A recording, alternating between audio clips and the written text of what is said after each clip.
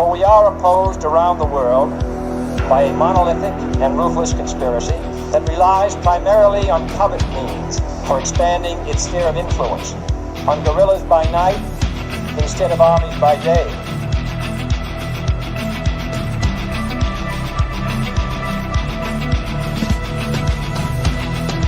On infiltration instead of invasion, on subversion instead of elections. If I were the devil, I'd take from those who have and give to those who want it until I had killed the incentive of the ambitious. Violence and vandalism is being led by Antifa and other radical left-wing groups who are terrorizing the innocent, destroying jobs, hurting businesses, and burning down buildings.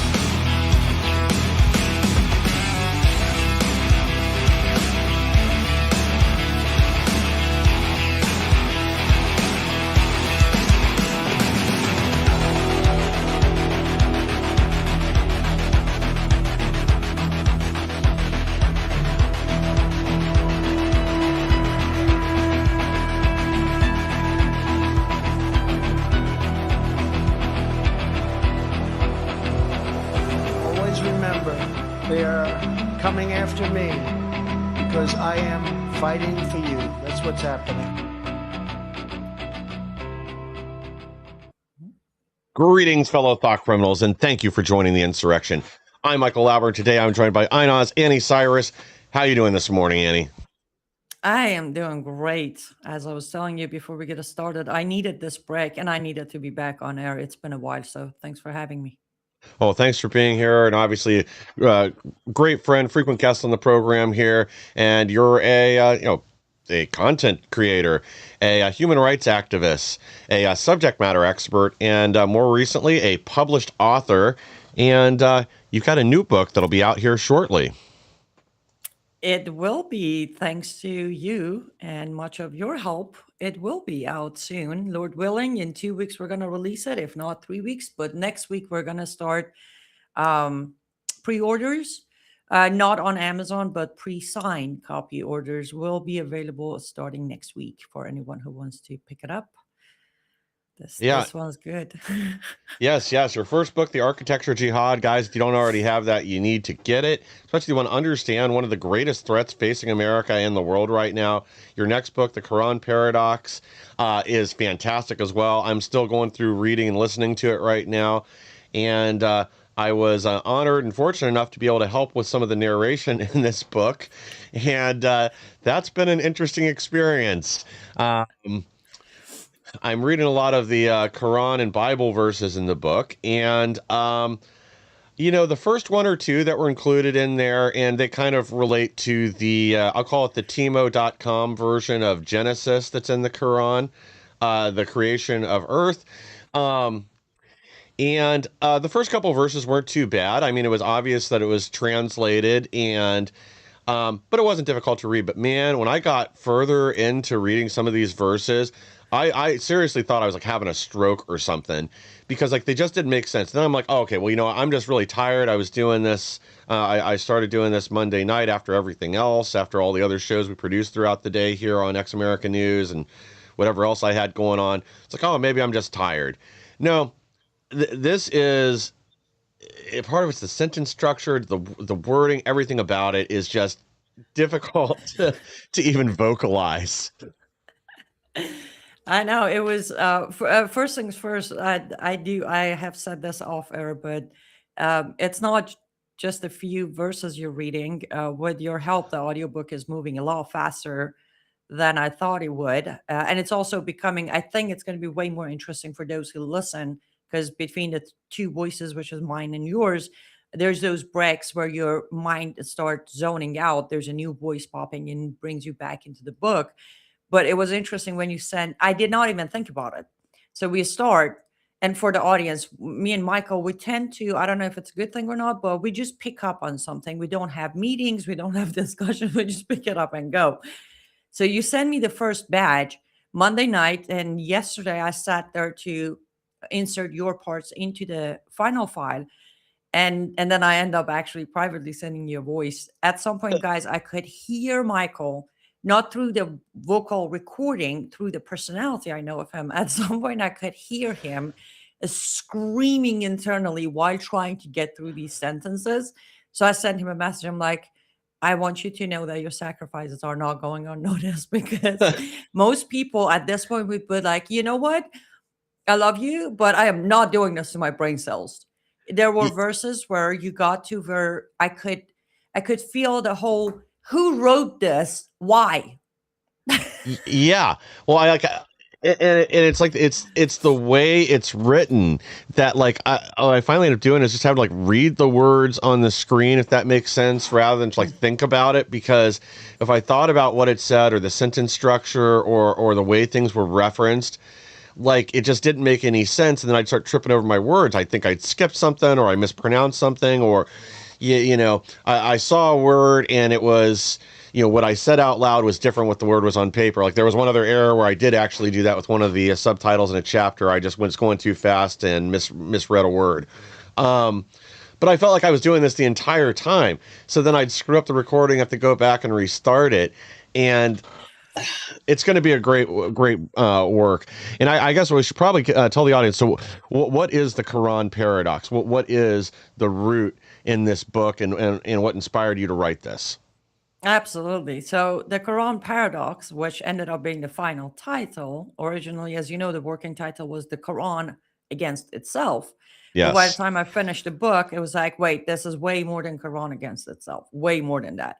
But the idea came where during a private conversation, someone, a good friend, brought up the whole, they keep saying Quran is the perfect last words of Allah being God. Yeah. And I have addressed that in, shorter videos. I was like, yeah. And the question was, why is nobody actually completely proving it otherwise? I was like, challenge accepted. I'll do it. So I picked a verse from inside Quran itself, which you already have recorded, where the Quran claims that if this book was not words of Allah, you would find many contradictions in it. So we start the book with that challenge. We accept the challenge, and I only I could have gone for like 100 pages of a book, but I only picked as you said, the very baselines, the Yes. creation of cosmo, the creation of humans, free will, all of the bases. So I didn't want to create another, I don't know, another charade out there where it's like, well, So I picked it's 9 chapters if you don't include the introduction, which normally you don't. It's 9 chapters where I go through words of Quran itself. We don't use tafsirs, we don't use hadith, we use them in a section where I show my readers what the defense about it is. But Mm. my own examination goes through words of Quran itself, word by word, and the translation I picked, which you're doing the reading of, is Yes. Sahih International, which is by far the highest credited translation in accuracy by the Islamic scholars. So I picked that. And of course, we use the biblical verses to establish the foundation, because again, Islam came after everything else, supposedly, right? Islam is the perfected version of everything else. So part of the Right. challenge is, can Quran stand its previous scripture? That's where the biblical verses come in. And I wrote it, as you know by now, I wrote it in my very voice. As I'm talking to you right now, is how I wrote it.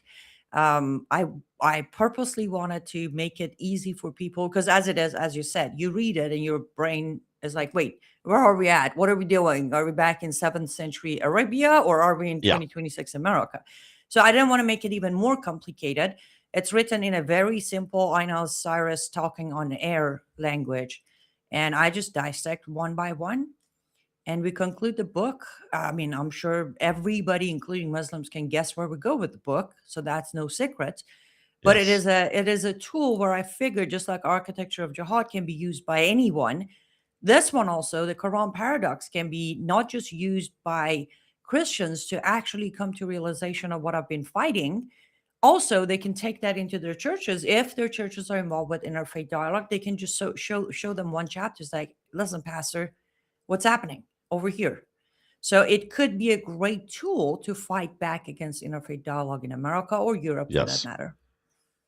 Yeah, and one other thing I want to say too, like with the, they're not you're not looking at a conflict between, like, we'll just go with creation for an example. You're not focusing on the conflict between what the Quran says about creation and the Torah or the Old Testament or the Bible, or or different versions of the Bible, different translations.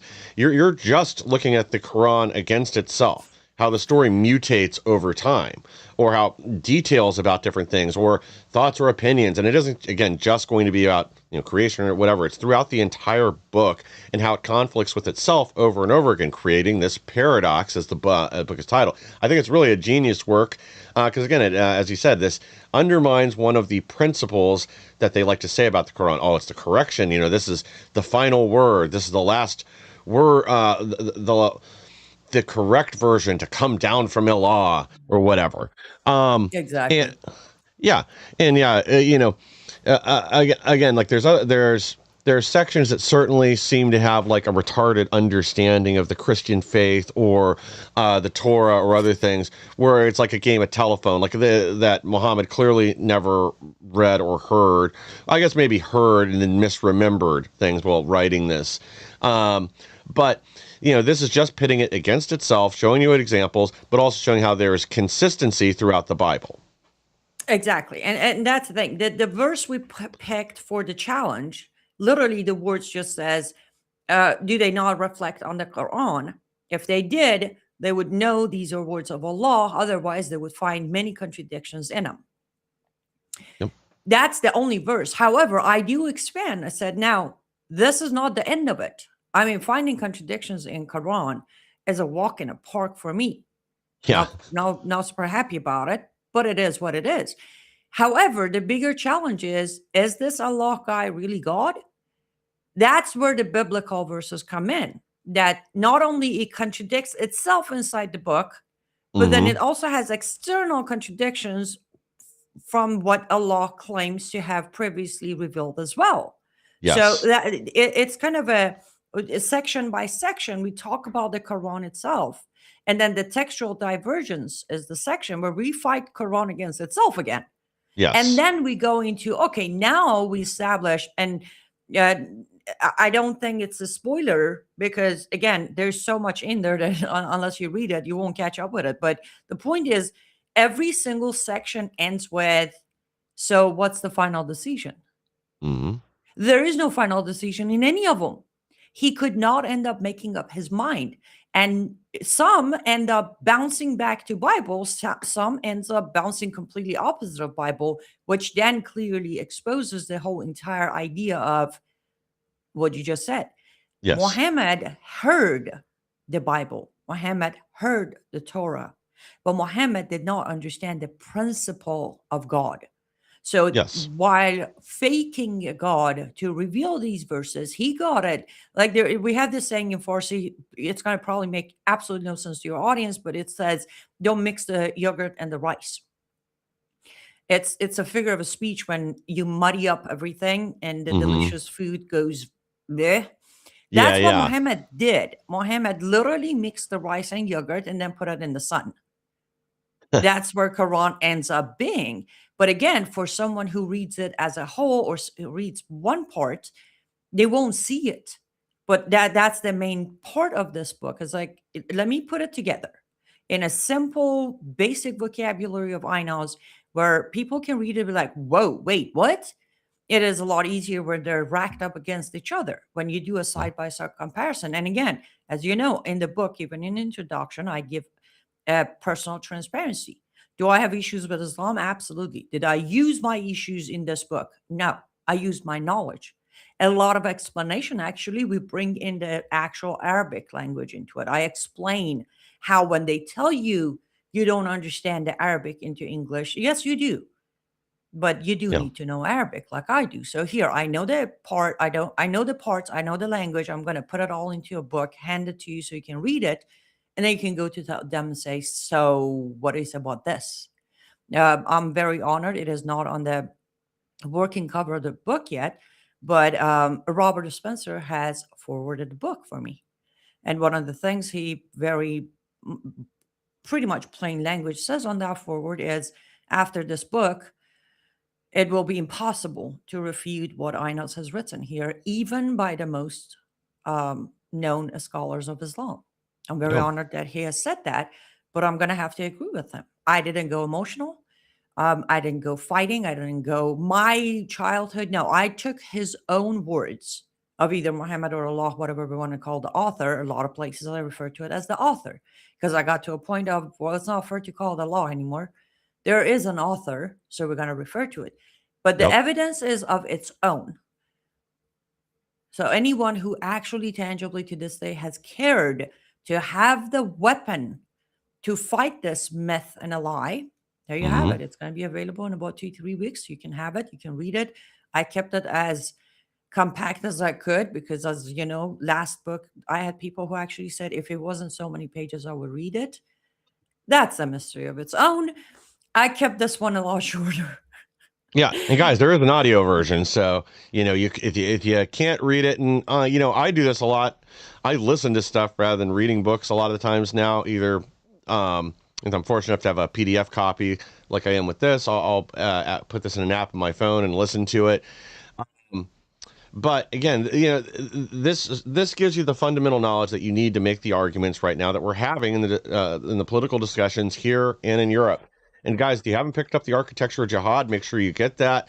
It's available on Amazon right now. But mark it on your calendar. Get the Quran Paradox. You're going to want it. Like you said, it'll be out in about 3 weeks, maybe a little longer. But again, this is a masterclass. This is a book that you're going to want to have, especially. Well, we're going to get into the stories we're covering today.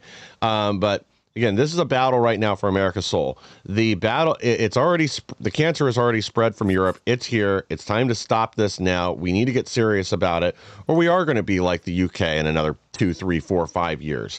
The invasion's already here. These monster forward operating bases. We have to start fighting back nationally. We can't let them use the Constitution is not a suicide pact. They can't be allowed to continue to use it as a shield.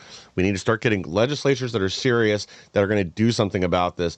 And again, this gives you the tools you need to make that argument. Inform your friends, inform your neighbors. And you know what?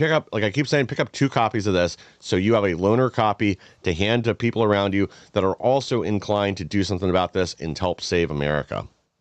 Amen. Yes. And we learned from the last project.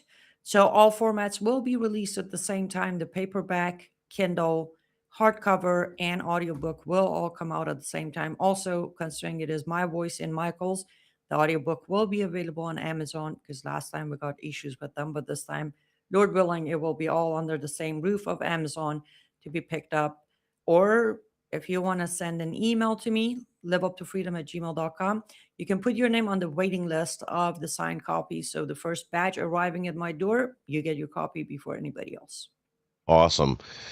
All right, guys, make sure, again, mark on your calendar. Make sure you get this book. You're going to want to have it. All right, we're going to go ahead and jump into our first story today and then kind of and this one is a little off topic from what we're going to cover primarily, but this is what's hot this morning. So we'll at least touch on it, and I'll have a lot more to say about this later in the week. The Fauci Senate hearings are live. Update, he's pleading the fifth. This guy has immunity. Biden gave him immunity. He literally has an army of lawyers there with him. I was like 10 to 12 people sitting there with him. And he's saying over and over again that on advice of his counsel, he's pleading the fifth, blah, blah, blah, blah, blah, blah, blah. So Rand Paul's already had to throw one of his attorneys out after saying, you would never do this in a courtroom. You're doing this to grandstand. But hopefully the Senate finds their testicles and charges this guy with contempt of Congress because he has Fifth Amendment immunity protection.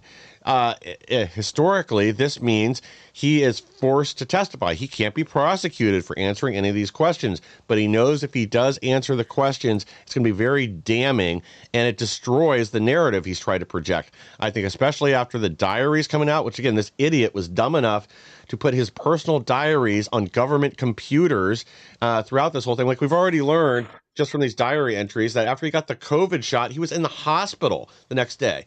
That again, we can't prove this, but he had an infarction, cerebral infarction, pulmonary infarction after getting the shot, which again is one of the potential risks of the shot. but this was covered up. This is hid from all of America so people would believe it was safe and effective. And that's on top of all the other nonsense and this guy's ego that was revealed in there. And again, this also gets back to the illegal activity, because even under Obama, it was reaffirmed no biological weapons, no gain of function research, but this was all happening in the background, and Fauci was behind it. And again, I think directly or indirectly was responsible for COVID. But that's why we need real investigations there, not to mention all the money he made on not copyrights. What's the word I'm looking for? But anyway, like, this guy made a fortune on this too. Something needs to happen. I'm glad they're having these hearings, but we're not going to learn anything. And the mainstream media is already pretending, oh, this is just Rand Paul beating up on poor old Dr. Fauci after he saved America. Well, a few things. One, I don't think there is anything left for them to find. When you say if they can find their testicle, I think they're there gone. isn't any. They either ate them because they were hungry, or they chopped them off so they won't offend anyone. Yeah. That being said, another thing I think about, it might be completely far-fetched, but maybe it's not that he's not testifying or he's pleading the fifth, not because necessarily it's so damning, but because, remember, these gangs, the mafia, are very ruthless. So maybe he's not afraid of being prosecuted by the government, but rather the people he's covering up for. Yeah. There may be another Epstein-type suicide taking place if Exactly. too much is said. Old, and his death may not bring too much attention, So the moment I saw that report, I'm like, I don't think it's trying to, there is no more damning. Like, he knows where he stands. There is nothing he can say at this point that's going to make him look worse. My first thought was he is afraid of those who he's going to have to name or point directions at. So he's keeping his mouth shut to protect himself.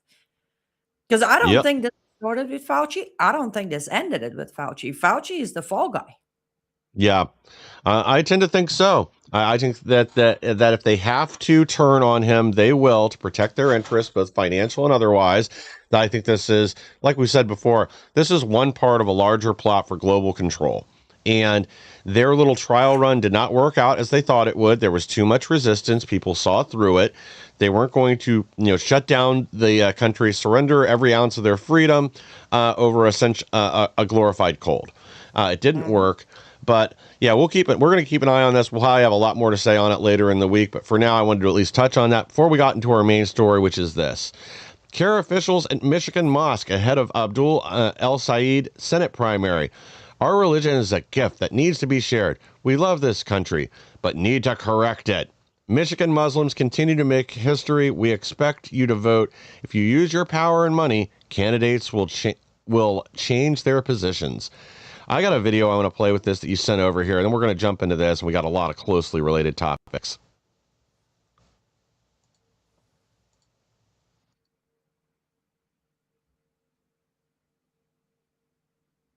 All right, now, I'm not sure there's an audio issue with this or not, or if it was silent to begin with, but here we go. No, there should be an audio, but you can just read the subtitle if you can't hear the radio. I mean, radio? Audio. Oh, I might be able to fix it.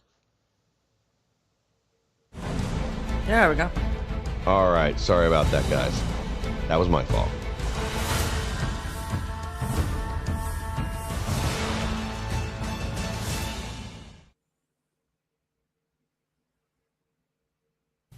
Our deen is big. Our deen is complete. Our deen is a gift that needs to be shared. We love this country.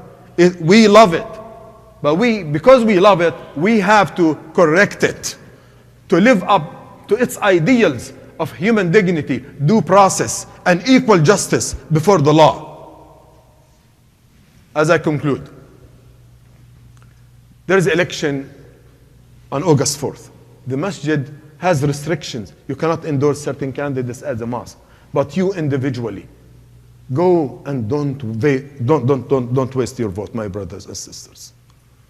Think strategically. The Muslim community in Michigan, as a visitor, you have made history. Continue to make history. And please, talk to your family members, even those who are not here, and work on them. Take them to the polling stations. There are, mashallah, some masajid in Michigan are so impressive. They're renting buses to take people to the polls and bring them back. If you disagree on certain issues with candidates, show them with your power, with your money, with your votes. Believe me, they will change their positions. Early voting starts tomorrow on Saturday, and that the polling place of the primary is August the 4th. So we encourage you to vote. We can't tell you who to vote for, but Brother Nihad Hafizullah Ta'ala laid out a very nice framework for us in looking at who is best for our community. And we expect each and every one of you, with Allah's permission, to go vote. Do I go first? Yep, go for it. Where do I even begin? So number one, I have done a lot of direct through air and posting talks with Nihad Awad, the man who was talking. Is the man who originally published a call to action from the headquarters of CAIR in 2018 saying the Islamophobe, anti-Muslim speaker Ainazani Cyrus shall be silenced with all power of Muslims. So, Awad, here's the question. If you're going to correct this country that you love so much, why don't you start from all of the countries you and your people come from? Why don't you correct them first? Then we can talk about correcting America. You want to tell me that you think if Muslim candidates are elected in America, somehow an equal justice will be applied when all of you come from countries, all of you come from the same cult that says if a man and a woman commit zina, adultery, then kill the woman and let the man go? Is that the equal justice we're looking for here in America exactly? Or are we talking about the equal justice or fair justice where Christians and Jews are second-class citizens and you people are the royalty of the country? Like the hypocrisy in Awad's words has always, I can't stand the guy. He knows it. He can't stand me. I can't stand him. It's just, mutual feelings. But, Yeah. And then on top of that, again, we're a mosque. We can't tell you who to vote for, but we bring the speaker who just flat out told you who to vote for. And also, we don't need to exactly tell you who to vote for because there's only one Muslim candidate in the ballot who we just told you by Allah's permission, you should vote for the person who's good for our community. If a church did those words, Michael, the status was removed. Like 501c immediately revoked, church under scrutiny, pastor taken for questioning. Yeah. The double standards, and again, the candidate himself is one scenario. A long time ago, about a year ago, I put an expose out 32 pages long on my Substack, word by word, line by line, of showing receipt and proof of CAIR's role in Islamization of America. I mean, about 300 people read it. Woohoo! But CAIR continues growing. CAIR continues playing the role. I actually, with your permission, I titled your show, CAIR's Plan to Correct America with More Muslims. He literally said that, didn't he? Yes. How much more clear do they need to get for Americans to wake up and realize this is not he didn't say, let's correct America through Americans, through Constitution. No, he literally said, let's correct America through Muslim candidates who are going to implement Sharia. Yes. Yeah, they want to replace our laws, replace our Constitution with Sharia. They make that note. They pretend otherwise when they're questioned. Oh, no, we love America. We just want to tweak some things around the edges, fix a few things. We want to make sure America lives up to its values. Well, nothing could be further from the truth. Again, make no mistake about it. America is, always has been, always will be a Christian nation. That's what we were founded on. Our founding fathers cited the Bible more than any other work, historic, legal, or otherwise. Well, they were crafting our Constitution and building out the framework of the government we live under today. And as I've said a million times before, if we actually still lived under that Constitution right now, most of these problems would go. I wish some of these churches would find their courage and take a stand on issues like this and other issues that are being pushed on the country that are just pure evil, whether that's mutilating children, abortion, or anything else. This whole idea that you can't have a political opinion is essentially just to benefit certain political parties and people out there, where they don't want the church bringing morality into the political equation. But it needs to happen. Pastors need to find their courage. We need to push back against this. Is your tax exempt status really worth the price of your soul? That's the question I think a lot of them need to ask. I think we could also have that law overturned pretty easily and allow them to speak on politics. Because again, you have free speech. Why is it that a church is not allowed to discuss issues of morality? Uh-oh. I might have froze Annie over there. All right. 1 second. Let me look down here. Everything else looks like it's still good. I even have a good signal from her. I'm not sure what the problem is. Oh, let me get this back on screen here. All right, I'm going to text her real quick, see if she can maybe rejoin if that's the issue, or hopefully her home internet didn't just crash out, because we've got a lot more to discuss, and we're just getting started. Sorry, 1 second. Interesting. All right, this says the signal's still going out. Let me see if she can rejoin. Otherwise, we might have to bring this back up here in a second. Sorry, guys. It's never easy. All right. I think the problem I'm having, I'm going to have to bring this down and bring it back up, guys. So give me just a minute. I apologize, but you're going to have to rejoin the feed here in a second. We're having some kind of weird glitch right now. So I think the feed's still going out. I'm not 100% sure there. But regardless, I've got to restart it so Annie will be able to rejoin. So give me just a moment here, and then we will be right back here shortly. 1 second. All right.